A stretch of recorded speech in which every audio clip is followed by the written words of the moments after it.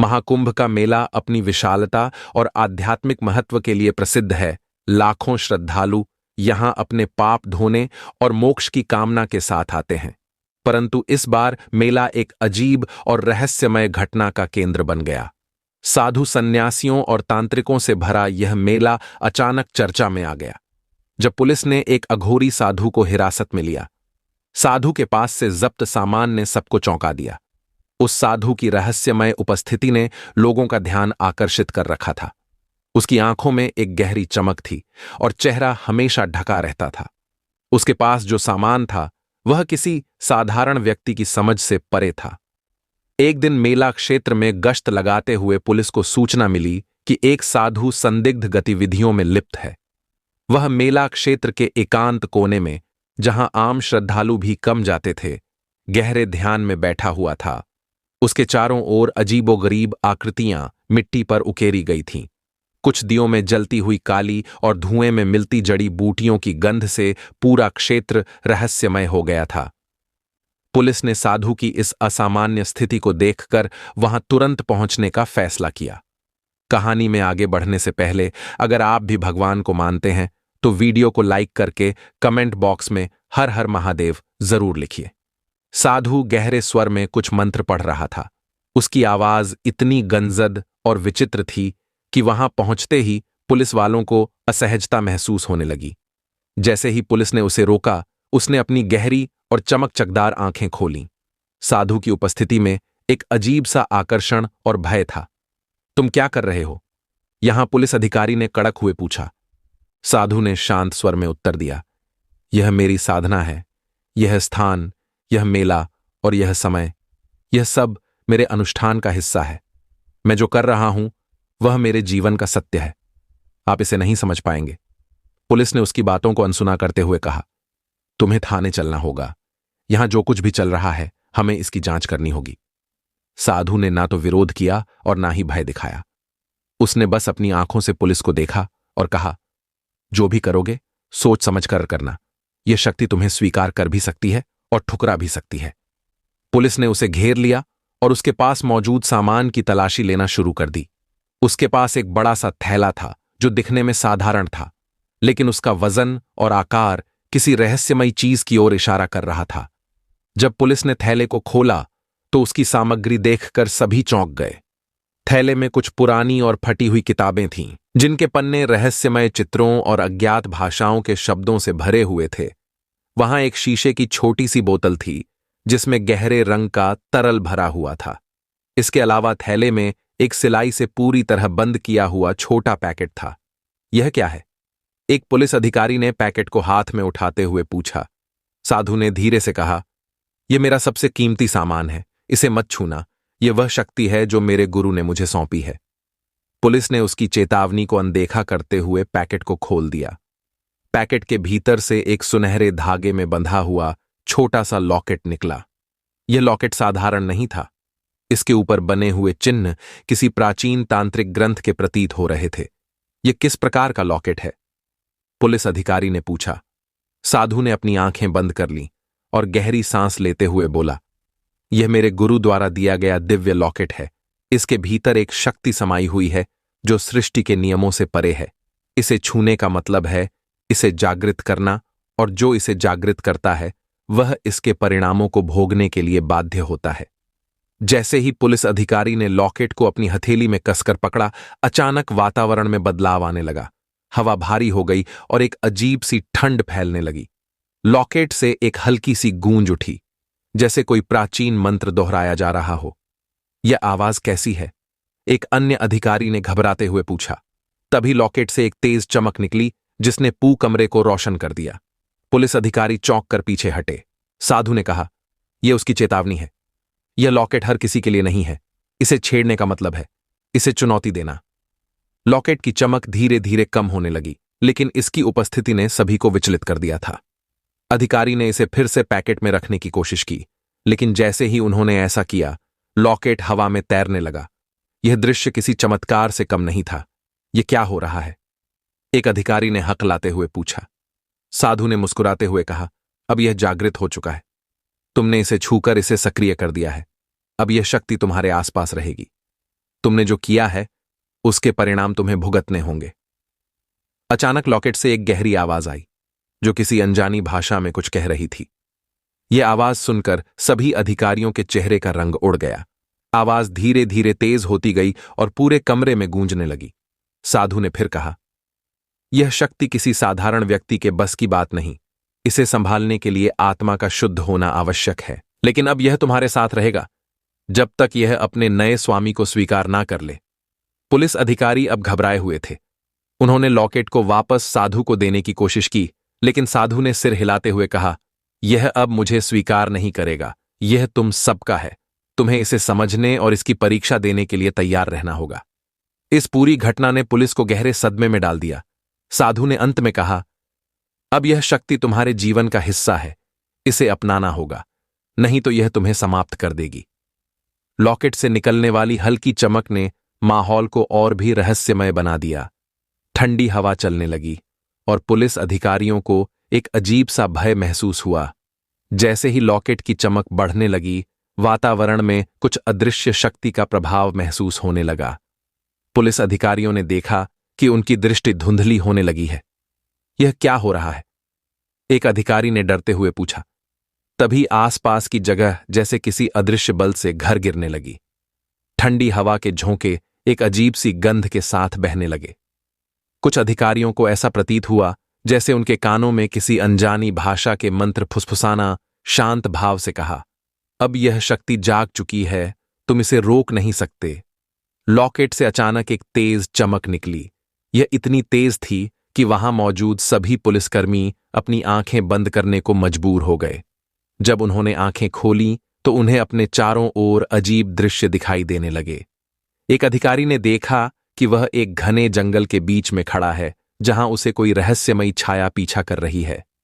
दूसरे अधिकारी ने देखा कि वह एक अंधेरी सुरंग में भटक रहा है और उसकी सांस घुट रही है। आसमान में काले बादल उमड़ने लगे। ऐसा प्रतीत हुआ जैसे किसी प्राचीन शक्ति ने पूरे वातावरण को अपनी गिरफ्त में ले लिया हो। पुलिस अधिकारी अपनी जगह पर जमे खड़े थे, लेकिन उनकी आंखों में भय स्पष्ट था। साधु ने गहरी आवाज में कहा, यह शक्ति तुम्हें तुम्हारे सबसे बड़े भय से मिलवा जाएगी। इसे समझने के लिए तुम्हें अपने डर को स्वीकार करना होगा। तभी एक अधिकारी ने हिम्मत जुटाकर कहा, हम इसे वापस तुम्हें देना चाहते हैं। इसे अपने पास रखो। लेकिन जैसे ही उसने लॉकेट को साधु की ओर बढ़ाया, अचानक हवा में एक जोरदार गूंज सुनाई दी। लॉकेट ने एक बार फिर चमकते हुए खुद को हवा में उठा लिया। फिर वह धीरे धीरे वहां से गायब हो गया। पूरा माहौल एक अजीब सी शांति में डूब गया, लेकिन उस शांति में भी डर समाया हुआ था। साधु ने धीमे स्वर में कहा, यह अब वापस अपने स्थान पर चला गया है। तुम इसे रोक नहीं सकते थे और ना ही इसकी शक्ति को समझ सकते थे। पुलिस अधिकारी घबराए हुए थे। लॉकेट का गायब होना उनके लिए एक पहेली बन गया। उन्होंने साधु से जवाब मांगा, लेकिन वह सिर्फ मुस्कुराता रहा। यह सब क्या था? इंस्पेक्टर कुमार ने पूछा। साधु ने उत्तर दिया, यह एक ऐसी शक्ति है जो केवल उसे स्वीकार करती है जो इसके योग्य हो। अब यह तुम्हारे लिए खत्म हो गया, लेकिन यह हमेशा के लिए नहीं गया है। यह अपनी ऊर्जा किसी और स्थान पर पहुंचा चुका है। साधु की बातों ने सभी को और भी अधिक बेचैन कर दिया। पुलिस अधिकारी समझ नहीं पा रहे थे कि यह घटना वास्तविक थी या उनकी आंखों का धोखा। पुलिस अधिकारी अभी भी साधु की ओर प्रश्नवाचक दृष्टि से देख रहे थे। तभी साधु ने गंभीर स्वर में कहा, तुम सब अब उस दुनिया का हिस्सा बन चुके हो जिसे समझना हर किसी के बस की बात नहीं। यह शक्ति अब तुम्हारे भीतर है, लेकिन अगर तुम इसे पूरी तरह जानना चाहते हो तो तुम्हें मेरे साथ चलना होगा। कहां? इंस्पेक्टर कुमार ने साहस जुटाए हुए पूछा। साधु ने अपनी चमकती आंखों से उनकी ओर देखा और बोला, उस स्थान पर जहां यह शक्ति जन्म लेती है। लेकिन ध्यान रहे, यह यात्रा साधारण नहीं होगी। तुम में से कोई भी वहां से पहले जैसा लौट कर नहीं आएगा। एक अन्य अधिकारी ने डरते हुए कहा, अगर हम मना कर दें तो क्या होगा? साधु मुस्कुराया और बोला, तब यह शक्ति तुम्हें खुद खींच लेगी। लेकिन उस समय तुम्हारे पास कोई विकल्प नहीं होगा। बेहतर होगा कि तुम अपनी मर्जी से इसे समझने की कोशिश करो। पुलिस अधिकारियों में दुविधा थी। साधु के शब्दों में एक गहराई और अज्ञात डर समाया हुआ था। अंततः इंस्पेक्टर कुमार ने निर्णय लिया, हम तुम्हारे साथ चलेंगे, ये जानना जरूरी है कि हम किस चीज का सामना कर रहे हैं। अगर यह सचमुच खतरनाक है तो हमें इसे रोकना होगा। साधु ने एक गहरी सांस ली और धीरे से बोला, तो फिर चलो, लेकिन याद रखना, जो तुम देखोगे वह तुम्हारी कल्पना से परे होगा। तुम्हें अपनी आत्मा का सामना करना होगा। साधु ने जंगल की ओर इशारा किया। पुलिस अधिकारी उसके पीछे चल पड़े। जैसे जैसे वे आगे बढ़े, रास्ता घना और अंधकारमय होता गया। वातावरण में एक अजीब सी ठंडक फैलने लगी। पेड़ों के बीच से आती रहस्यमयी आवाजें उनके मन में डर पैदा कर रही थीं। क्या हम सही कर रहे हैं? एक अधिकारी ने फुसफुसाना। इंस्पेक्टर कुमार ने दृढ़ता से कहा, हमें यह जानना होगा, कोई और रास्ता नहीं है। साधु ने उनकी ओर मुड़कर कहा, डरो मत।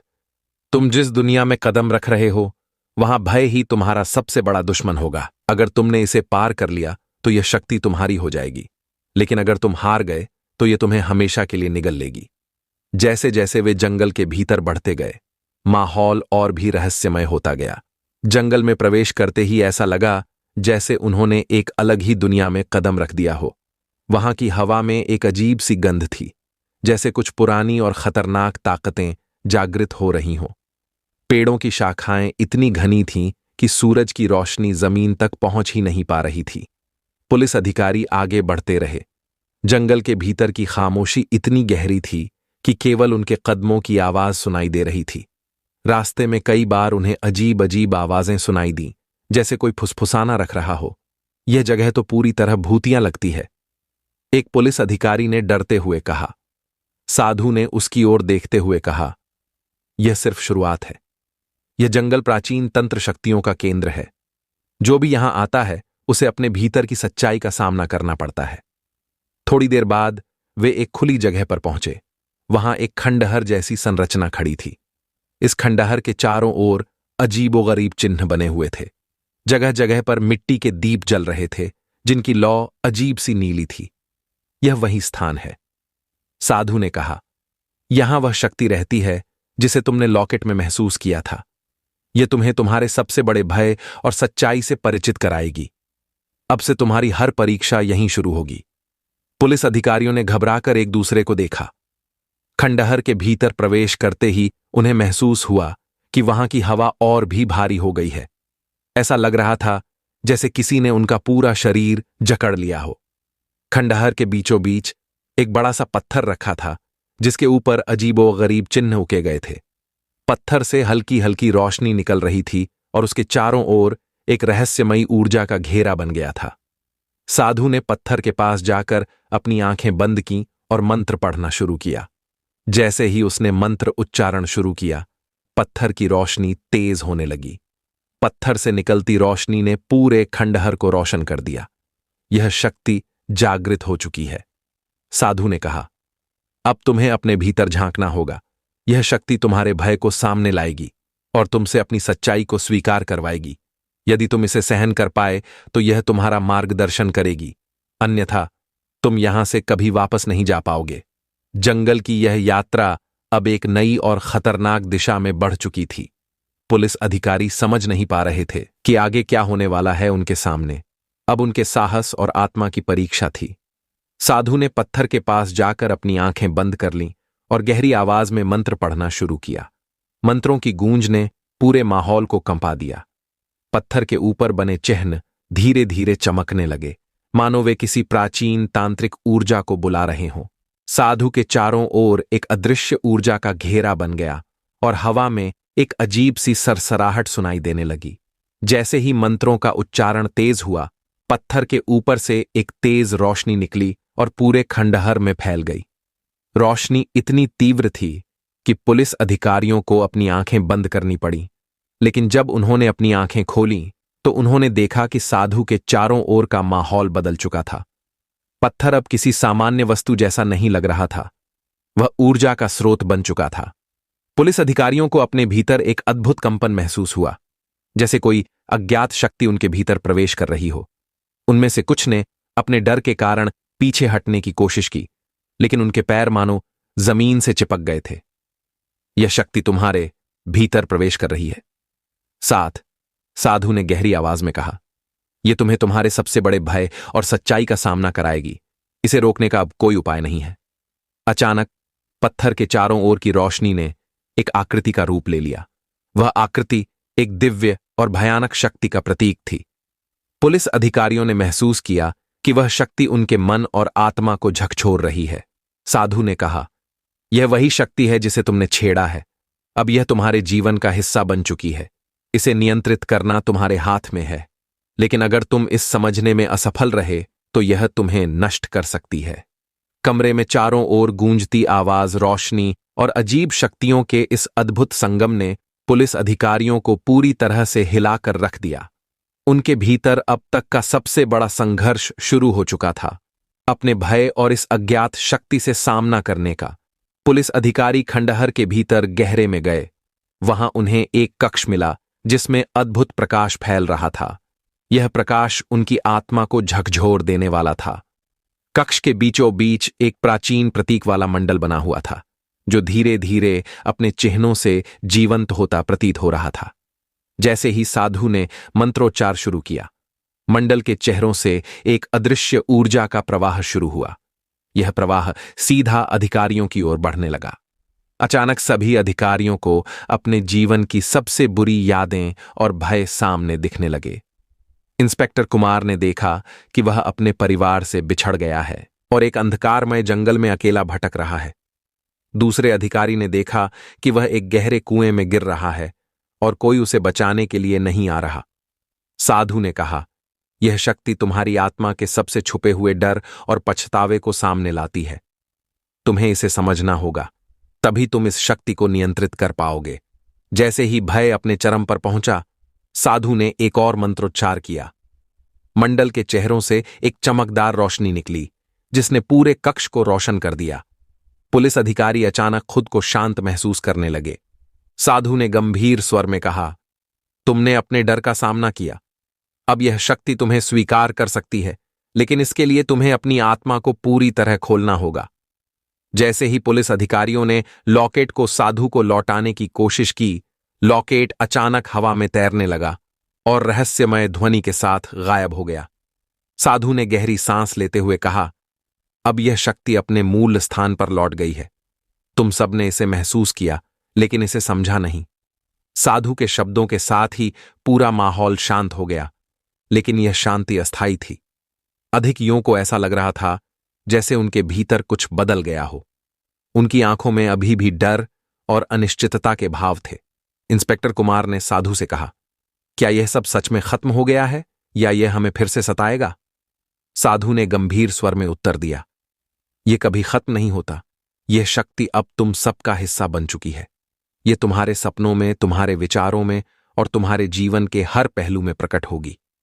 यह तुम्हें हर उस क्षण याद दिलाएगी जब तुमने इसे छेड़ने की भूल की थी। पुलिस अधिकारी वापस मेला क्षेत्र की ओर लौटने लगे, लेकिन जैसे ही वे वहां से निकलने लगे, जंगल के बीचों बीच एक बार फिर ठंडी हवा का झोंका आया और उनके कानों में धीमे धीमे मंत्रों की गूंज सुनाई देने लगी। यह गूंज उन्हें रोकने के लिए काफी थी। यह खत्म नहीं हुआ। इंस्पेक्टर कुमार ने बुदबुदा हुए कहा, हमें इसे समझने की जरूरत है। हमें इस शक्ति के पीछे का सच जानना होगा। लेकिन कैसे? साधु अब वहां नहीं था। वह जैसे धुएं की तरह गायब हो गया था। अधिकारी भले ही मेले में लौट आए, लेकिन वे अपने साथ एक ऐसा अनुभव लेकर लौटे थे जो उनके जीवन को हमेशा के लिए बदलने वाला था। महाकुंभ का मेला अपनी रौनक में लौट आया। श्रद्धालु अपनी साधारण दिनचर्या में लग गए, परंतु पुलिस अधिकारियों के लिए यह घटना एक अनसुलझा रहस्य बन गई। क्या उन्होंने एक अनजानी शक्ति को छुआ था या यह केवल उनकी कल्पना थी? यह सवाल उनके मन में गूंजता रहा, लेकिन कहानी यहीं खत्म नहीं होती। कुछ दिनों बाद इंस्पेक्टर कुमार के घर एक रहस्यमयी पैकेट आया जिसमें वही लॉकेट था। साथ में एक चिट्ठी थी जिस पर लिखा था, यह तुम्हारे भाग्य का हिस्सा है, इसे संभालो क्योंकि यह तुम्हें एक नई शुरुआत की ओर ले जाएगा। क्या यह सच में नई शुरुआत थी या यह किसी और अनजानी शक्ति का आगाज? यह रहस्य अभी बाकी था। क्या यह सच था? क्या महाकुंभ में हुई यह घटना वास्तविक थी या यह किसी की कल्पना मात्र थी? यह सवाल आज भी अनुत्तरित है, परंतु जो भी हुआ उसने महाकुंभ मेले को एक अनोखे और रहस्यमय अध्याय में बदल दिया।